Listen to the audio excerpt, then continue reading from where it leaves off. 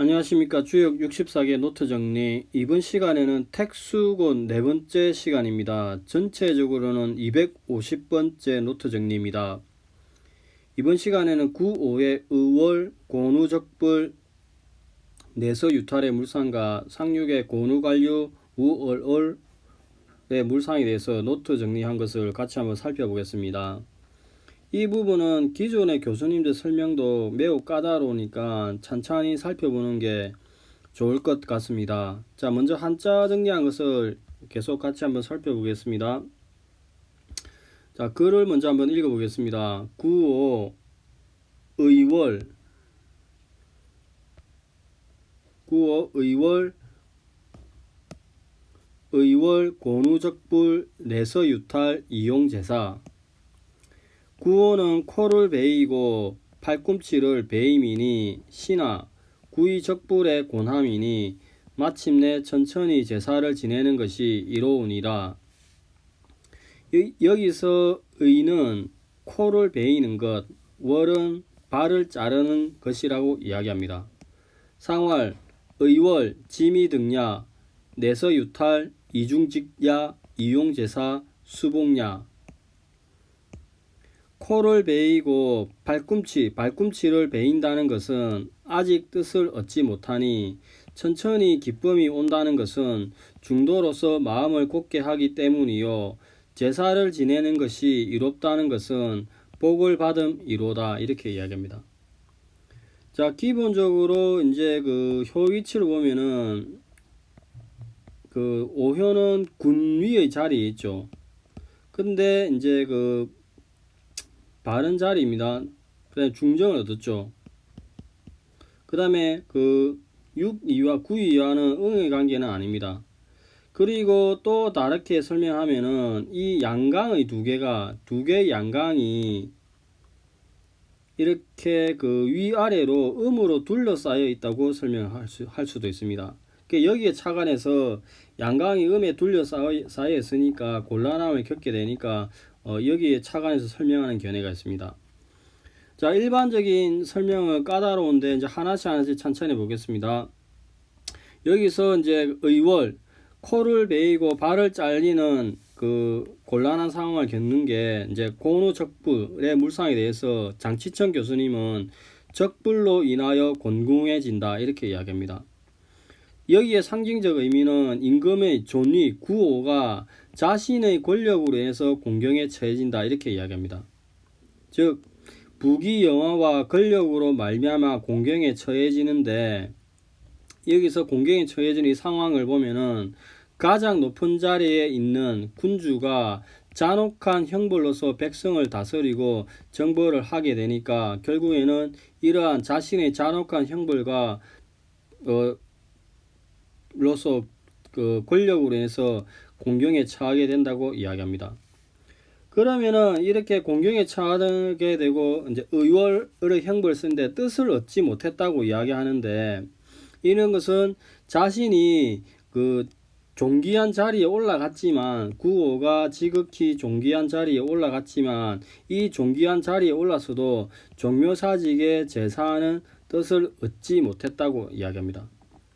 그러면 여기서 이제 그 내서유탈 이용제사의 의미를 이렇게 천천히 벗어난다고 이야기합니다. 그 지위를 벗어난다고 이야기하는데 처음에는 내가 정권을 잡았을 때는 폭력을 강력한 형벌이나 폭력을 쓰지 않으면 안 되는 상황이지만 일단 내가 지위를 얻고 난 뒤에는 잔혹한 형벌을 서서히 떨쳐내고 중정의 도를 행해야만 이제 벗어난다고 이야기합니다. 그래서 그렇게 해야만 결국에는 백성들의 믿음을 얻고 제사를 쓰매 이룰 수가 있다고 이야기합니다. 황태영 교수님은 이걸 조금 더 좀 다르게 설명합니다. 의월, 코와 발이 잘리게 되는 그 상황이 된다고 이야기하는데 이런 상황은 관청의 형벌이 너무나 극심하여서 위아래가 모두 상처를 입은 상한 형국이라고 이야기합니다. 왜 이렇게 되는 안 좋은 상황이 발생하느냐? 이 상황은 지도부의 이반과 부하의 반란이 있게 되거나 또는 내가 관청과 뜻이 맞지 않아서 손발이 잘리게 해서 옴짝달싹하지 못하게 되는 상황이 있게 된다고 이야기합니다. 이런 관리에 온당치 못한 제재나 늑장이 이루어진 상황에서 내가 여기서 서서히 벗어나려고 할 때, 벗어나려고 할 때는 당기신과 천신을 이용하면은 복을 받는다고 이야기합니다. 그리고 이 구호는 지금 전체적으로 보면은 계속 설명이 됐지, 이 구호는 아까 이야기했지, 여기에 상육과 그 다음에 여기에 있는 634에서 음에 갇혀 있죠. 즉 설명하기를 이 효는 음효 사이에 갇혀 있다고 이야기합니다. 즉 위에 있는 상육은 음효고 구호가 이 상육 음효를 제거하고자 하면은 오히려 코를 베이는 것과 같다고 이야기합니다. 반대로 이제 방향을 바꿔서 아래로 향하면은 여기에서도 음효가 있어서 이를 제거하고자 하면은 발을 베이는 것과 같다고 이야기합니다. 그래서 이 사람은 그 뜻을 관찰하기가 매우 어렵다고 할 수 있죠. 그 밑에 있는 구사 대신 양강, 이와 동덕의 관계에 있는 관리도 그를 도울 수가 없다고 이야기합니다. 즉 이렇게 음효도 서로 구사와 구효가 두 개 모두 음효에 갇혀 있으니까 곤란함을 겪게 되는 거죠. 그러함에도 불구하고 이 두 양효는 양강의 강한 성질을 갖고 있어서 궁극적으로는 성공을 보장한다고 이야기합니다. 이러한 경우에는 또한 구이처럼 제사가 거론되기도 한다 이렇게 이야기합니다. 그 다음에 다산의 설명을 보면은 코와 발꿈치를 잘리게 되는 형벌에 처해지니 붉은 폐슬 때문에 공경을 당하게 되지만 서서히 거기에서 벗어날 수 있을 것이다. 제사를 지내면 이롭다 이렇게 이야기합니다. 그러면 실천적으로 이렇게 코와 다리가 잘리게 되는 이 형벌이 어떠한 상징성을 가지는지, 그 다음에 내가 적불에 의해서 곤란함을 겪는데 이 적불이 누구인지, 곤란함을 겪는 의미가 무엇인지, 이런 곤란함을 겪는 상태에서 내서유탈, 서서히 이탈하게 되는데 이때 필요한 제사를 이용함이 이롭다고 하는데 이 제사의 성격과 상징성은 무엇인지, 그다음에 서서히 이탈한다는데 이 이탈의 실천적인 방향을 어떻게 구체적으로 해야 될 것인지, 이 모든 게 이제 효를 받았을 때 고민이 되는 지점이죠. 그래서 장치천 교수님과 황태현 교수님께 설명하신 부분을 참고해서 개별 효를 받았을 때 조금 더 고민하면 좋을 것 같습니다. 황태현 교수님 설명은 책 831페이지에 있으니까 교과서를 구하실 수 있는 분들은 이 교과서를 직접 구해서 읽어보는 게 제일 좋을 것 같습니다. 구호는 굉장히 까다롭죠. 자, 상륙에 대해서 보겠습니다. 곤우갈유 우얼올 왈 동해 유해 정길. 상륙은 칙덩쿨과 위태함의 고남이니 이르길 움직이면 후회한다 하여 뉘우침이 있으면은 나아가면 길하니라. 상활 고누관류 미당냐 동해유해 길행냐. 칙덩굴과 위태로움의 괴로움을 받는 것은 자리가 마땅하지 않기 때문이요 움직이면 후회하고 뉘우치면 가는데 길함이 있으리라 이렇게 이야기합니다. 자, 기본적으로 효 위치를 보면은 이제 택수곤의 상륙은 괴의 제일 끝에 있죠. 그리고 바른 자리나 응은 없습니다. 이제 장치천 교수님 설명해 보면은 상륙은 이미 가장 높은 자리에 올라 있고 고귀하지만 지위가 없어서 백성이 따르지 않는다고 이야기합니다. 그리고 이 상계태는 두 개의 양강을 타고 있어서 공공함이 극에 이르렀다고 이야기합니다.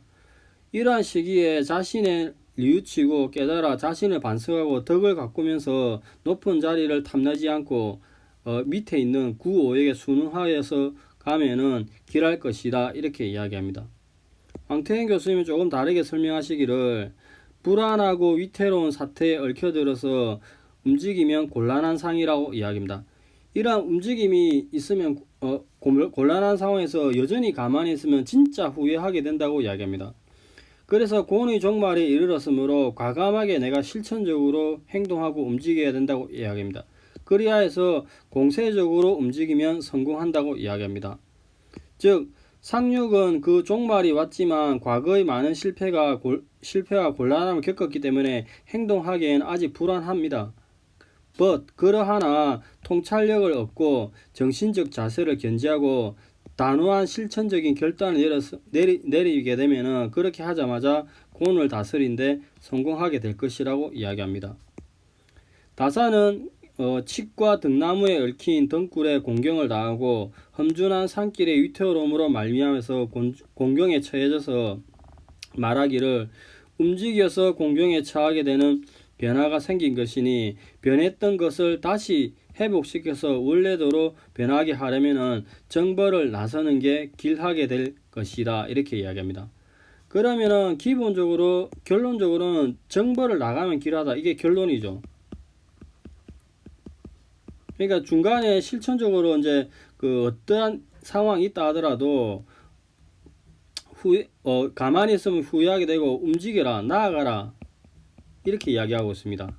그래서 우리가 효를 받았을 때 이렇게 실천적으로 곤우관류의 곤란함을 겪는 상황과 우얼월의 곤란함을 겪는 상황과 이제 어떠한 실천성, 어떠한 의미가 가진지 검토할 필요가 있고 후회함이 사라지기 위해서 내가 나아가야 된다고 하는데 이 길하기 위해서 나아가야 된다 이 내용에 대해서는 우리가 구체적인 상황에서 효를 받았을 때 실천적으로 이제 나아감의 의미에 대해서 조금 더 고민을 해야 될 것 같습니다. 자, 이 부분도 굉장히 까다롭죠. 그러니까 이제 구호와 상륙어 계속 공부를 해야 될 것 같습니다. 자, 여기까지가 일반적인 설명이고 다산의 설명을 조금 까다롭지만 계속 보겠습니다. 고누적불 내서유탈 이용행사 상활 의월 지미등야 내서유탈 이중직야 이용제사 코와 발꿈치를 잘리는 형벌에 처해지니 붉은 패슬 때문에 공경을 당하게 될 것이지만 서서히 거기에서 벗어날 수 있을 것이다. 제사를 지내면 이루을 것이다. 상하 코와 발꿈치를 잘리게 되는 형벌에 처해짐은 뜻을 얻지 못함이요 거기서 벗어날 수 있었던 것은 마음이 정직하기 때문이요 제사를 지냄이 이로운 것은 제사를 지내면 복을 받기 때문이다 이렇게 이야기합니다. 자, 그러면 이제 코와 발이 잘리게 되는 형벌의 물상을 보면은 이렇게 택수곤의 구사가 이렇게 효변을 하게 되면은 이제 뇌택기매가 되죠. 뇌택기매가 되는데 뇌수해가 돼야 됩니다. 뇌택기매가 되죠. 근데 요 부분은 뇌수해죠. 학계가 수입니다. 요 하나 없습니다. 이게 뇌수해가 되죠. 그러면은 이 뇌수해는 기본적으로 지택임과 그 다음에 뇌산소가로부터 왔죠. 근데 뇌산소가는 학계에 간의 코가 이렇게 있고 그 다음에 지택임에는 진의 발이 있죠. 근데 각각 이렇게 추이를 하게 되면은 중간에 이렇게 추이를 하게 되면은 리의 단절이 있죠. 여기에 리의 단절이 있으니까 잘리게 되죠. 그러면 우리가 일반적으로 간의 코가 잘리고 다리가 잘리면은 우리가 뭐 죽지 않겠느냐인데 죽지는 않는다고 이야기합니다. 왜 죽지 않느냐? 이 산깨는 뇌수해가 되죠. 산깨 진뇌 뇌가 되니까 삶이 있죠. 그래서 살아가는 형벌이 있습니다. 즉 학계가 감의 형벌이 있지만 내가 이렇게 왜 살게 되느냐? 이 뇌수회계 자체는 죄의 용서와 사면에 관한 계죠. 이렇게 되니까 이 부분을 이제 계속 살펴보면 되겠습니다. 그리고 여기에 구사가 아니라 지금 구호를 하고 있으니까 이 부분은 이렇게 여기가 효변 추이라는 거죠. 여기가 아니고 여기가 이제 하니까 산깨가 뇌가 되는 거죠. 이 부분 수정하시기 바랍니다. 구호가 효변하게 되면은 뇌수해가 되죠. 그래서 이제 전체적인 설명을 보면은 뇌산소가 깨 시절에는 학계 간은 코가 되는데 코가 되고 그 다음에 지택임깨 여기는 다리가 되죠. 그래서 추이를 하게 되면은 뇌수해계가 되는데 중간에 잘림이 나타나는 거죠. 그래서 리가 코와 다리를 잘라내는다고 하는데 그러함에도 왜 죽지 않느냐. 학계 내수에 학계 감의 형벌을 적용했으나 상계가 생으로서 살려내니까 살려낸다고 이야기합니다. 그래서 학계의 특징 자체가 사면과 용서의 의미가 있다고 이야기합니다. 그 다음에 적불에 의해서 곤란함을 겪게 되면서 그 이제 서서히 거기서 벗어나는 그 물상을 보면은 이렇게 그 택수곤 본께가 있으면은 구호가 이렇게 효변하게 되면은 뇌수해가 되죠. 그 뇌수해는 또 다른 모계인 뇌산소가에서 왔죠. 그 뇌산소가는 이렇게 곤의 기본적으로 이렇게 학계가 간이고 곤의 치마에 수식이 있다 이렇게 이야기죠. 이 수식이 있는 부분의 이제 부분을 손을 이렇게 감싸고 있는 거죠. 그래서 그 상이 그 패슬리라고 이야기합니다. 그리고 내산소가 전체를 보면은 전체적으로 대감이죠. 또 감의 험난함의 물상이 있는 거죠. 그 상황에서 이렇게 손으로 또 묶고 있다고 이야기합니다. 밧줄로 묶고 있으니까 묶고 있고, 이 대감은 계속 이야기하지만 강이 이렇게 음에 의해서 이렇게 강이 음에 이렇게 둘러싸여 있는 이 음에 의해서 이렇게 둘러싸여 있는 물상이 있는 거죠. 그래서 이제 추위를 하게 되면은 이 상황에서 추위를 하게 되면은 이제 손이 없어지고 밧줄이 없어지죠. 손의 밧줄이 없어지고 이 감의 험난함이 있으나 형벌이 있으나 그 이제 이미 지나가 버린 상태죠. 그래서 그 점점 내소유탈 점점 벗어나게 된다고 이야기합니다. 자, 다시 설명해 보면은 뇌산속과 깨시즈는 학계는 곤의 치마에 수식이 있고 이 곤의 치마가 다리를 감싸니 이게 그 상이 패슬의 상이 있다고 이야기합니다. 이 상황에서 속과는 전체적으로 대감이 있으니까 대감에서 하옥계는 손의 밧줄로서 묶어 있고 그 다음에 전체적으로 양강 두 개가 두 개 음에서 둘러싸여 있으니까 붉은 패슬로 인해서 공경에 처한다 이런 물상이 나오죠. 이런 상태에서 추위를 하게 되면은 뇌수해가 되면은 손의 물상이 없어지고 즉 손의 결박이 없어지고 감에서 벗어나니 감이 밑에 있죠. 아래 있으니까 이미 지나가 버린 거죠. 그래서 내서유탈 서서히 거기에서 벗어난다고 이야기합니다. 그 다음에 제사를 지내면 이롭다는 물상도 보면은 기본적으로 이렇게 택수곤의 물상에서 구호가 효변을 하게 되면은 뇌수해가 되죠. 이 뇌수해는 또 다른 모계인 그 뇌산소가 있었죠. 뇌산소가는 기본적으로 손의 정결함이 이렇게 상옥계도 손의 정결, 하옥계도 손의 정결함이 있죠. 이런 상태에서 추위를 하게 되면은 리의 정성이 가득하게 있으니까 제사를 하는 상이죠. 여기에서 이제 곤의 희생이 필요한데 그 뇌수핵계의 또 다른 모계인 지택임계를 보면은 이 지택임계가 상계가 곤의 소죠. 곤의 소인데 1이 4로 이렇게 가니까 화살을 쏘아서 곤의 희생이 이렇게 발생하는 거죠. 즉 뇌산소가에서 상옥계를 취하면 손이 두 개가 있고 추위를 하게 되면은 뇌수해가 되면은 중간에 이렇게 리의 정성이 가득하게 되고 이러한 상태에서 또한 지택임계, 직계의 모계인 지택임께서 곤의 화살을 맞은 소가 있으니까 곤의 희생이 있는 거죠. 그래서 결국 제사를 지내는 게 이롭다 이렇게 이야기합니다. 그 다음에 그 아까 그 곤우적불 내서유탈의 이 부분도 또 다른 부연 설명하는 이 부분도 뇌수의 또 다른 모계인 이렇게 지택임에서 학계가 위험이 있죠. 음이 강을 타고 있으니까 이 상태에서 추위를 하게 되면은 상계가 진의 생명이 이루어지니까 천천히 이탈하여서 위험하면서 벗어난다. 적불의 곤란하면서 벗어나게 된다. 이런 물상이 있다고 이야기합니다. 그 다음에 지미드 그 뜻을 얻지 못했다는 이야기는 그 뇌수액계 직계가 보면은 여기서 2번 자리도 결국에는 제자리가 아니고 네 번째 자리도 제자리가 아니죠. 그래서 합당한 지위를 얻지 못하니까 그 뜻을 얻지 못했다 이렇게 이야기합니다. 그 다음에 중직함 마음이 정직하다는 이야기는 뇌수의 학계가 이렇게 감의 그 물상이 있다 하더라도 즉 내수의 학계가 감인데 비록 나에게 감의 죄를 묻으려고 하여도 내가 정직하니 내가 가운데 강이 이렇게 강직하게 하나가 있는 거죠. 그래서 공경하면서 벗어날 수 있다고 이야기합니다.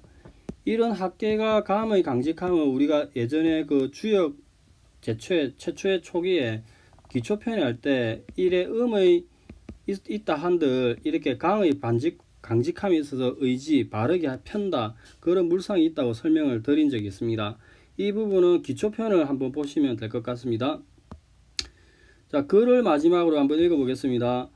코와 발꿈치를 잘리는 형벌에 처해지니 붉은 폐슬 때문에 공경을 당하게 될 것이지만 서서히 거기에서 벗어날 수 있을 것이다. 제사를 지내는 것이 이롭다. 상황 코와 발꿈치를 잘리는 형벌에 처해짐은 뜻을 얻지 못함이요 거기에서 벗어날 수 있었던 것은 마음이 정직하기 때문이요 제사를 지내미 이로운 것은 제사를 지내면 복을 받기 때문이다. 이렇게 설명을 하십니다. 자, 그 다음에 이제 상륙에 대해서 보겠습니다. 곤우갈류, 우얼음, 우얼올, 왈동, 유회, 정길, 상할, 곤우갈류, 미당야, 동해, 유회, 길, 행야. 칡과 등나무에 덮인 덩굴에 공경을 당하게 되고 험준한 산길의 위태로움에 말미암아 그 공경에 처해서 말하기를 움직여서 공경에 처하게 되는 변화가 생긴 것이니 변했던 것을 다시 회복시켜서 원래대로 변하게 하려면 정벌을 나서게 하는 것이 길할 것이다. 이렇게 이야기합니다. 그러면 이제 곤우관류 칡덩굴에 이제 이렇게 곤란함을 겪게 된다고 이야기했는데 이 택수곤 본께가 상륙이 이렇게 표변하게 되면은 천수송이 되죠. 이 천수송은 또 다른 모계인 천산둔이었었죠. 천산둔은 전체적으로 큰 손, 대손이죠. 큰 손이가 큰 풀이 있는 거죠. 즉 학계간산 위에 큰 풀이 여러 개 있으니까 덩굴이 칡덩굴이 막 어지럽게 있는 거죠.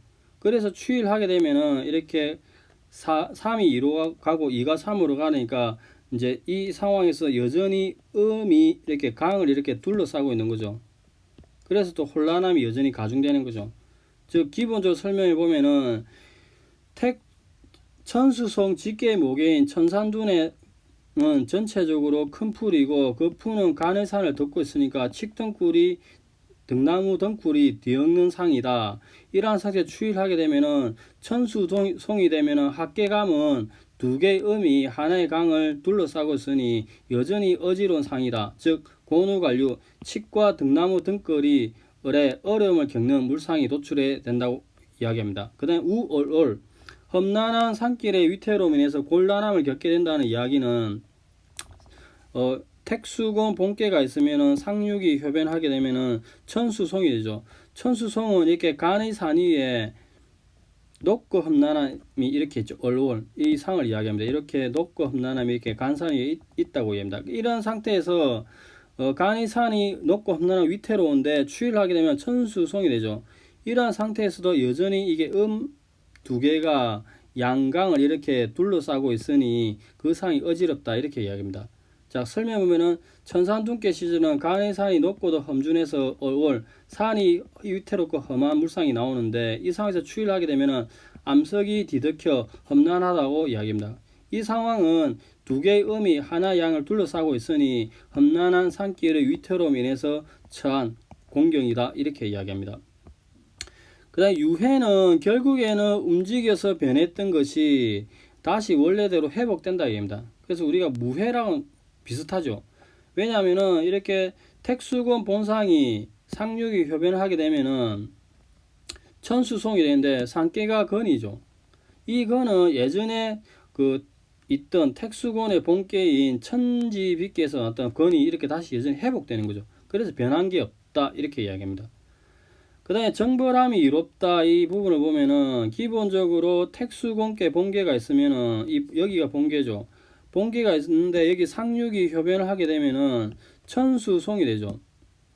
천수송이 되는데 이 천수송은 천산둔에서 왔는데 이때 이 물상은 여기까지 가지 않고 본계로만 설명하는 게 천지빛계 시절에는 이렇게 그 남쪽의 곤이 북쪽으로 이렇게 정벌하러 가는 상이죠.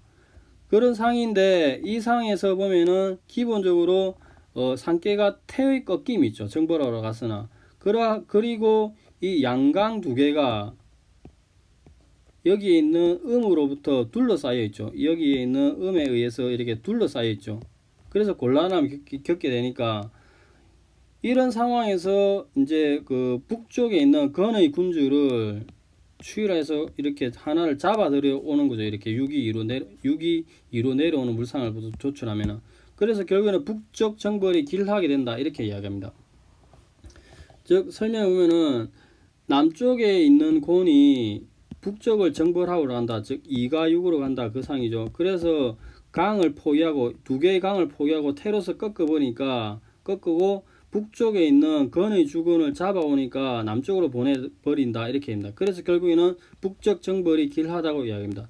그리하여서 비교하는 개념으로 택수곤의 구위는 정흉이죠.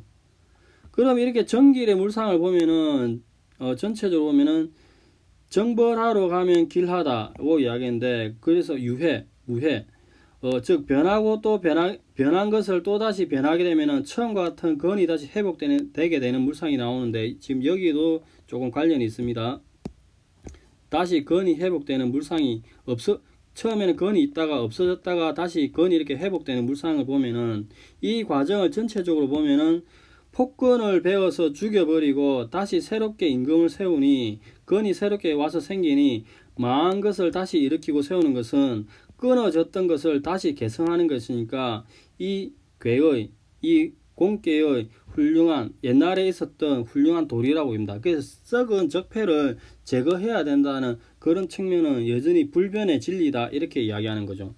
그래서 군주라 하더라도 제대로 하지 못하면 제거되는 건 당연한 이치죠. 자, 여기까지가 그 택수군에 대한 그 구호와 글을 마지막으로 한번 읽어보겠습니다. 칡과 등나무에 덮인 덩굴에 공경을 다하고 험준한 산길의 위태로움으로 말미암아서 공경에 처해져 말하기를 움직여서 공경에 처하게 된 변화가 생긴 것이니, 변했던 것을 다시 회복시켜서 원래대로 변하게 하려면은 정벌을 나서는 게 길할 것이다. 이렇게 이야기합니다. 자, 여기까지가 이제 9~5와 상륙에 대한 그 다산의 설명이고, 오늘은 택수권 마지막 부분에 대한 설명했는데, 택수권 전체가 굉장히 까다롭죠. 9~5에서는 코와 그 다리를 잘리게 된 형벌이 무엇인지, 적불에 의해서 곤란함을 겪게 된다고 하는데, 여기서 적불이 무슨 의미인지, 제사를 해서 서서히 이탈한다고 하는데, 서서히 나아간다고 하는데, 이게 어떤 의미를 가지는지 고민을 해야 되고, 상륙에서는 칡덩굴에 곤란함을 겪는 게 무엇인지, 그리고 결국에는 움직여야 길하다고 결국에 한다고 하는데, 이 움직이면 길할 때 이 어떻게 내가 실천적으로 해야 될지를 조금 더 구체적인 상황에서 검토가 필요한 부분인 것 같습니다. 자, 오늘은 여기까지 하겠습니다.